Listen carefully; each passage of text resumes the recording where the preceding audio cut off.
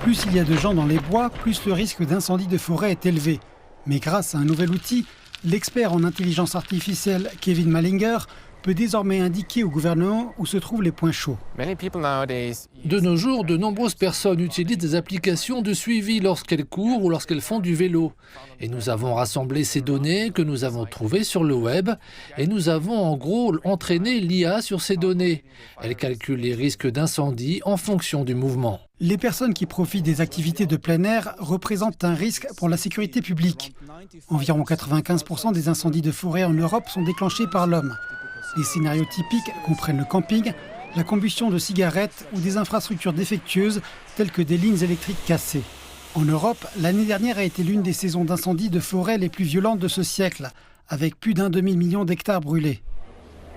Ce phénomène est très souvent lié au changement climatique. Il existe une tendance claire selon laquelle l'augmentation des températures et du nombre de jours de sécheresse entraîne une augmentation du nombre de départs de feu. En Autriche, le terrain alpin accidenté rend la prévision des incendies de forêt plus difficile. Le professeur Vacik appelle la population à contribuer à la collecte de davantage de données. Nous avons également une application appelée « Localiser un incendie » qui peut être utilisée par chaque citoyen et qui nous aide à collecter des données sur les lieux où se produisent les incendies de forêt et dans quelles conditions.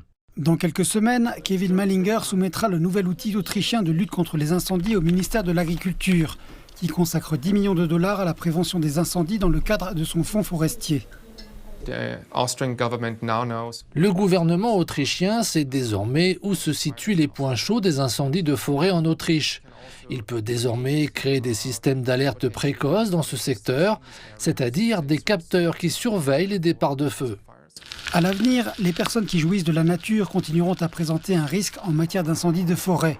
Mais du moment qu'ils utilisent des téléphones mobiles, le gouvernement pourrait être mieux préparé.